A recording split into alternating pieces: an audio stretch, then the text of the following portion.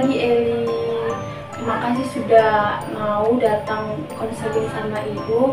Ibu senang kamu bisa memberanikan diri datang ke sini. Selamat pagi Ibu. Iya Bu, sebenarnya saya juga masih merasa gugup. Itu hal wajar Eli. Nah, tapi di sini kamu nggak perlu merasa gugup karena Ibu akan menjaga kerahasiaanmu selama sesi konseling ini berlangsung. Di sini Ibu bukan untuk menilaimu, tapi di sini kita ingin menemukan jalan keluar dari masalahmu nanti. Baik Bu, kalau begitu saya sudah menjadi agak tenang Bu.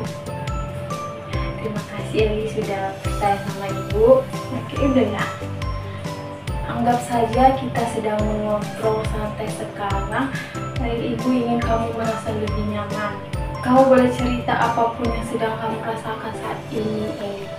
Akhir-akhir ini saya merasa rendah diri Bu. Saya sering merasa nggak pantas dan merasa nggak sehebat teman-teman saya. Terima kasih Eli sudah jujur bercerita sama Ibu. Ibu menghargai keberanianmu untuk mau curhat sama Ibu. Gak semua orang bisa terbuka seperti ini, Eli.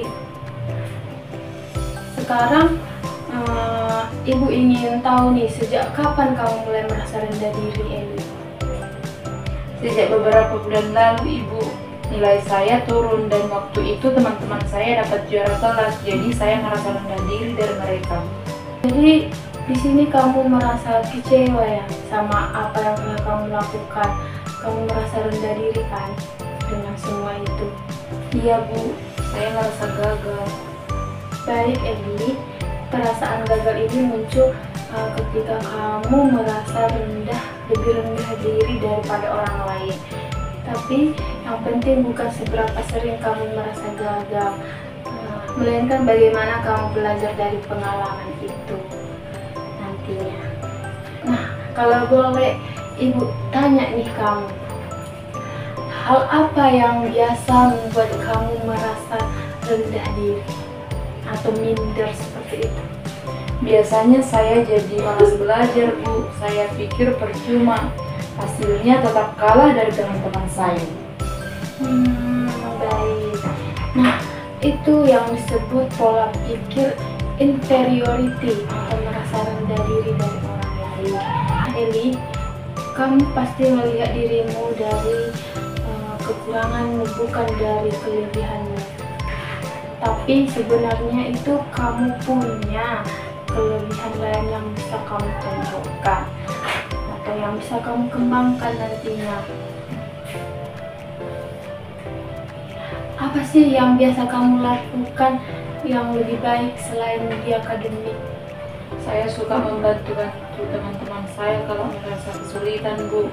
Tapi saya nggak pernah anggap itu istimewa. Nah, itu justru sangat istimewa. Rasa bermakna itu muncul saat kita merasa berguna bagi orang lain menurut pandangan atlet, kan? Jadi kamu sebenarnya sudah unggul, hanya saja belum menyadarinya. Nah Eli, sekarang ini kamu boleh memilih nih, atau buat dulu pilihan atau langkah kecil untuk mengubah rasa minder itu menjadi rasa lebih percaya diri. Apa yang akan kamu coba lakukan untuk minggu ini? Adakah yang ingin kamu lakukan untuk lebih percaya diri gitu? Ada Bu yang ingin saya lakukan di minggu ini agar saya lebih percaya diri, yaitu saya ingin aktif di kelas Bu. Bukan seperti biasanya saya hanya berdiam saja di kelas karena saya menganggap itu akan percuma Bu. Itu sangat betul sekali Eli. Ibu ingin kamu fokus pada keberanian, bukan kepada hasil. Keberanian itu muncul karena kamu sudah mulai melangkah ke superiority, lebih percaya diri. Bukan ingin lebih baik dari orang lain, tapi ingin lebih baik menjadi versi dirimu sendiri. Iya Bu, saya paham sekarang. Saya mau belajar percaya pada diri saya sendiri. Ibu bangga dengan keputusanmu. Nah, untuk mengakhiri sesi konseling hari ini, Eli, Ibu ingin kamu memberikan satu motivasi dari dirimu. Baik, mungkin motivasi yang bisa saya sampaikan pada hari ini Bu, yaitu saya tidak harus sempurna untuk menjadi berharga. Ya, hebat sekali Eli. Ibu senang mendengar kamu mengeluarkan kata-kata motivasi itu.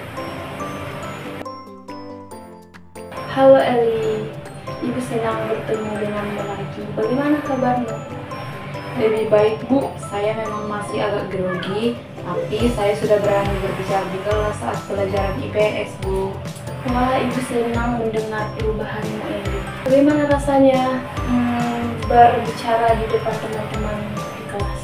Awalnya deg-degan Bu, tapi ternyata teman-teman saya memperhatikan saya saat berbicara di kelas. Jadi pada akhirnya saya lebih merasa percaya diri Bu. Itu kemajuan yang sangat besar, Eli. Artinya kamu sudah mulai berpindah dari rasa inferiority atau rasa rendah diri menjadi superiority, rasa lebih percaya diri lagi. Itu artinya kamu sudah memandang dirimu dari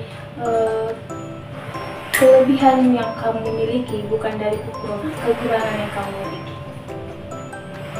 Iya Bu, saya jadi lebih semangat. Saya ingin terus mencoba hal baru dan gak mudah minder lagi Bu. Ibu sangat bangga dengan perubahanmu ini, Eli. Pertahankan ya Eli. Ingat bahwa kamu bukan harus jadi sempurna dulu di mata orang lain, tapi kamu harus menjadi lebih baik dari dirimu yang kemarin untuk bisa berubah. Oke Eli?